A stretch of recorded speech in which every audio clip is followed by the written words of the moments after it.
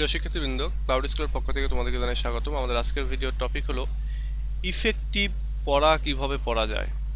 আমি একটু আগে ফার্স্ট ইয়ারের লাইভ ক্লাস নিচ্ছিলাম এবং লাইভ ক্লাস নিতে গিয়ে আমার মনে হলো তাদেরকে একটু বললাম যে ইফেক্টিভ পড়াটা কিভাবে করা যায়, এবং এইটা বলার পরে আমার মনে হলো আচ্ছা এটা নিয়ে একটা ভিডিও তৈরি করা যায়। তো সেই ভিডিওটা তৈরি করতেছি। অনেকের ক্ষেত্রে এরকমটা মনে হয় যে ইফেক্টিভ পড়া কিভাবে পড়বো বা ইফেক্টিভ পড়াটা জিনিসটা কি। অনেকের ক্ষেত্রে যারা জুনিয়র আছো, থার্ড ইয়ার ফোর্থ ইয়ারে উঠে গেলে এই জিনিসগুলো বোঝা যায়, বাট ফার্স্ট ইয়ার সেকেন্ড ইয়ারের দিকে অনেকের ক্ষেত্রে এটা প্রবলেম হয়। তো সেটা নিয়েই আজকে আলোচনা করা। তো ইফেক্টিভ পড়ার ক্ষেত্রে আমি একটা লিস্ট তোমাদেরকে দেই, দাঁড়াও। সেটা হচ্ছে যে আমি এখানে লিস্টটা এখনই তৈরি করি এবং তোমাদেরকে বলতে থাকি। ইফেক্টিভ পড়ার ক্ষেত্রে প্রথম কথাই হচ্ছে প্রতিদিন, মানে যখন তুমি ফার্স্ট ইয়ারে পড়ো বা সেকেন্ড ইয়ারে পড়ো সেই সময়টার কথা বলতেছি। প্রতিদিন একটা জিনিস মন মেনটেন করার চেষ্টা করছে, 5 ঘন্টা তুমি পড়বা। 5 আওয়ার্স ডেইলি, 5 আওয়ার্স ডেইলি তুমি পড়বা। এবং মানে অ্যাক্টিভিটি, তোমার অ্যাক্টিভিটি হবে 5 আওয়ার্স ডেইলি অ্যাক্টিভিটি, পড়াশোনা রিলেটেড অ্যাক্টিভিটি। সেটার ভেতরে তোমার থাকবে হচ্ছে রিডিং, রাইটিং, স্পিকিং, লিসনিং সবই থাকবে। স্পিকিং এর ক্ষেত্রে তো আর ওইটার কোনো টাইম টেবিল নাই, তুমি সবসময়ের জন্যই অ্যাক্টিভিটিটা চালাতে পারো। সো প্রথম কথা তোমার হচ্ছে 5 ঘন্টা পড়ার টাইম রাখতে হবে। আর এখন যখন ফার্স্ট ইয়ারের সামনে পরীক্ষা কয়েক মাস পরে, ফর্ম ফিল আপের ডেট দিয়েছে, এখন এই 5 ঘন্টাটা মেনটেন করতে হবে। এখন এই ইফেক্টিভ পড়ার ক্ষেত্রে অনেক সময় এরকম হতে পারে যে তোমার উপরে চাপিয়ে দিতে পারে তোমার বাবা মা, তোমার ভাই বোন, সিনিয়র অনেক ভাইয়া আপু, যে রাতে পড়তে হবে অথবা সকালে পড়তে হবে অথবা বিকেলে পড়তে হবে, দুপুরে পড়তে হবে। তো এরকম চাপিয়ে দেওয়া কোনো জিনিস নিয়ে তুমি কিন্তু ভালো ইফেক্টিভলি পড়তে পারবে না। আবার অমুক ভাই ভালো রেজাল্ট করেছিল, অমুক ভাই রাতে গভীর রাতে পড়তো, অমুক ভাই দুপুরে পড়তো। তো অমুক ভাইকে ফলো করতে গেলেও কিন্তু তোমার ইফেক্টিভ পড়া হবে না। তোমার ক্ষেত্রে চিন্তা করতে হবে কোন সময়টাতে তোমার পড়াটা ভালো হচ্ছে, কোন সময় পড়তে তোমার বেশি ভাল লাগে, কোন সময় পড়লে তোমার বেশি মনে থাকে, হ্যাঁ, বা কোন সময় লিখলে বেশি ভালো লাগে বা মনে থাকে, সেই জিনিসটা তোমাকে বার করতে হবে। সুতরাং এই জিনিসটা এই 5 ঘন্টার ভেতরে করতে হবে। এইটার ক্ষেত্রে এমনও হতে পারে যে তুমি রাতে 2 ঘন্টা পড়লা, সকালে 2 ঘন্টা পড়লা, বিকেলে 1 ঘন্টা, অথবা বিকেলে 2 ঘন্টা পড়লা, রাতে 3 ঘন্টা পড়লা, সকালে পড়লা না। অথবা দেখা যাচ্ছে যে রাতেই 5 ঘন্টা পড়ে নিলা, সারাদিন আর পড়তেছো না। তো এই জিনিসগুলো তোমাকে মেনটেন করতে হবে। এবং ডেইলি 5 ঘন্টা, তোমার যদি পড়তে ভালো না লাগে টেবিলের সামনে বসে থাকো, দেখবে একটা সময় এমনিতেই তোমার পড়তে ভালো লাগবে। একটা সময় এমনিতে তুমি পড়তেছো, কারণ একভাবে টেবিলে কিন্তু বসে থাকতে ভালো লাগবে না। কিছু না কিছু করতেছো, কিছু না কিছু পড়তেছো, একটু একটু লিখে, একটু দেখি তো উইলিয়াম শেক্সপিয়ারের জীবনীটা পড়ে আসি, একটু ডিএইচ লরেন্সের জীবনীটা পড়ে আসি। এই একটু একটু করতে করতে দেখবা যে পড়া হয়ে যাচ্ছে। এই একটা হচ্ছে ইফেক্টিভ পড়ার একটা কৌশল। ইফেক্টিভ পড়ার আরেকটা কৌশল হচ্ছে যেদিন যেটা পড়বা সেদিন সেটাই পড়বা। Read one book in a day. একটা দিনে একটা বই পড়বা। এখানে একটা বই বলতে কি, যে যেদিন তুমি প্রোজ পড়তেছো সেদিন শুধু প্রোজই পড়ো। আমি ফার্স্ট ইয়ারকে ইঙ্গিত করে বলতেছি। তুমি যেদিন ইন্ট্রোডাকশন টু প্রোজ পড়তেছো সেদিন শুধু প্রোজটাই পড়বা। প্রোজের ব্রিফ কোশ্চেন পড়ো, প্রোজের শর্ট কোশ্চেন পড়ো, প্রোজের ব্রড কোশ্চেন পড়ো, শুধু প্রোজটাই পড়ো। অথবা যেদিন পোয়েট্রি পড়তেছো সেদিন শুধু পোয়েট্রি পড়ো। অথবা রিডিং স্কিল, রাইটিং স্কিল, যেটা যেদিন পড়তেছো, বাংলাগুলো আছে সেদিন সেটাই পড়ো। এটা ফার্স্ট ইয়ার থার্ড ইয়ার এগুলোর ক্ষেত্রেও প্রযোজ্য। এরকমটা না যে সকালে 1 ঘন্টা পড়বো পোয়েট্রি, বিকেলে 1 ঘন্টা পড়বো হচ্ছে প্রোজ, রাত্রে 2-3 ঘন্টা পড়বো রিডিং রাইটিং। এইভাবে করলে কিন্তু ইফেক্টিভ পড়া হবে না। এটা হলে হবে কি যে একটার ভেতর আরেকটা প্রেশার পড়ে যাবে। একটা পড়তে পড়তে মনে হবে ইস ওইটা তো পড়া হয়নি, আহারে এদিকে তো 1 ঘন্টা চলে গেল, 2 ঘন্টা চলে গেল, আমি তো এখনো কমপ্লিট করতে পারলাম না।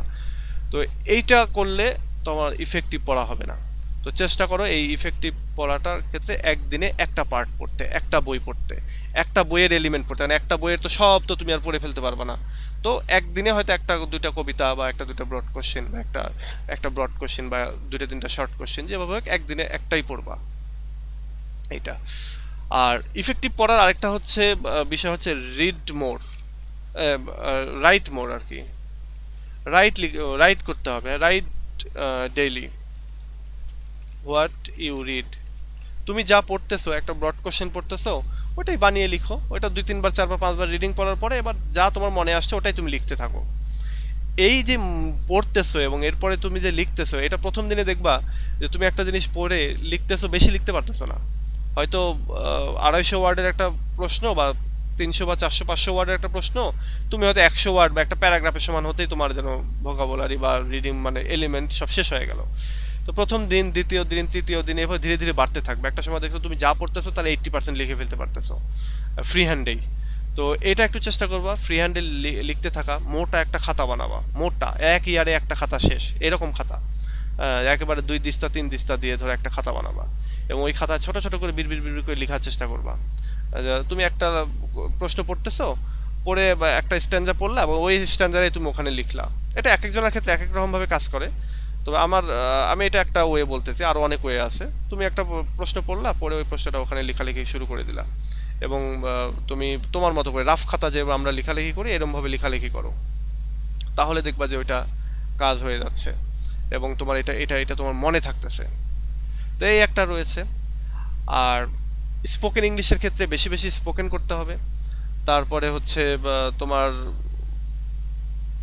লিসনিং এর ক্ষেত্রে কিছু লিসনিং করতে হবে, এটা করতে পারো। এছাড়া আরেকটা কাজ আছে, সেটা হলো যে বেশি বেশি ভোকাবুলারি মুখস্থ করো, বেশি বেশি ভোকাবুলারিটা এনরিচ করো। আর তোমার যে ভোকাবুলারিটা রয়েছে এটাকে বেশি বেশি মুখস্থ করো, প্রতিদিন 5টা 10টা। তোমার যদি এরকম হয় তুমি আরো বেশি পারো তাহলে 20টা।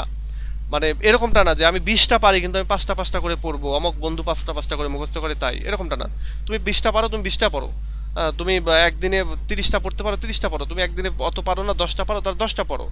এইভাবে বেশি বেশি ওয়ার্ডের মিনিং মুখস্থ করার চেষ্টা করো। ফার্স্ট ইয়ার যেহেতু, ফার্স্ট ইয়ার এবং সেকেন্ড ইয়ারের ক্ষেত্রে বেশি বেশি ওয়ার্ডিং মিনিং মুখস্থ করবা। গ্রামারের প্রতিদিন কিছু না কিছু গ্রামার পড়তে থাকো, যাতে গ্রামারগুলো আর ভুল না হয়। যেখানেই তোমার দুর্বলতা আছে সেটা নিয়েই 2 3 4 দিনে একবারে একটা না প্র্যাকটিস করো। দেখবা যে তোমার ওই প্র্যাকটিসটা, তোমার হয়তো টেন্স মনে থাকে না বা টেন্স ভুল হয় মাঝে মাঝে, তুমি এটাকে দরকার একটানা 7 দিন এটা নিয়েই গবেষণা করো। তোমার ভয়েসের সমস্যা, তুমি একটানা 7 দিন 10 দিন এটা নিয়ে পড়াশোনা করো। তোমার ন্যারেশনের প্রবলেম, তুমি একটানা 15 দিন এটা পড়ো। দেখবা ওই প্রবলেমটা সলভ হয়ে যাবে, এবং তারপরে তুমি এখান থেকে বের হয়ে আসতে পারতেছো। তো এইভাবে ইফেক্টিভ পড়া করতে হবে। ইফেক্টিভ পড়া মানে এরকম যে তুমি যে কাজটা করতেছো সেই কাজটা কতখানি হচ্ছে। এমন না যে তুমি কাজ করতেছো সকালবেলা উঠে আবার ওইখান থেকে আবার শুরু করতেছো, এরকমটা না। তুমি যতটুকুই পড়বা সেটা ইফেক্টিভ হতে হবে, সেটা কার্যকরী হতে হবে, সেটা কাজে লাগতে হবে, এবং সেটা দিয়ে একটা রেজাল্ট আসতে হবে। পরীক্ষা দিয়ে রেজাল্ট, অথবা তুমি স্পোকেন ইংলিশ শিখতেছো, তুমি কথা বলতে পারতেছো, তুমি লিসনিং এর একটা ভিডিও দেখলা, ওই টাইপের ভিডিও তুমি পরবর্তীতে দেখে তুমি বুঝতে পারতেছো। রিডিং রাইটিং, তুমি একটা লেখালেখি করতেছো, তোমার ফ্রি হ্যান্ড লেখার এবিলিটি বাড়তেছে। তো এইরকম সব মিলিয়ে হচ্ছে আমাদের এই ইফেক্টিভ পড়াশোনা। তো ইফেক্টিভ পড়াশোনার জন্য তোমরা আমার এই টিপসগুলি তোমরা ফলো করতে পারো। আর এছাড়া তোমাদের নিজস্ব তো টিপস রয়েছে, আরও সব বিভিন্ন জায়গাতে পাবা। তো আমার কাছে মনে হয়েছে যে এই জিনিসগুলো, যেহেতু আমি ফার্স্ট ইয়ারের স্টুডেন্টদেরকে বললাম, তোমাদের ক্ষেত্রেও এটা তোমাদের সাথে শেয়ার করা যেতে পারে, তাই আমি এটা ভিডিও বানালাম এবং শেয়ার করতেছি। তো ভালো লাগলে কমেন্ট করতে পারো।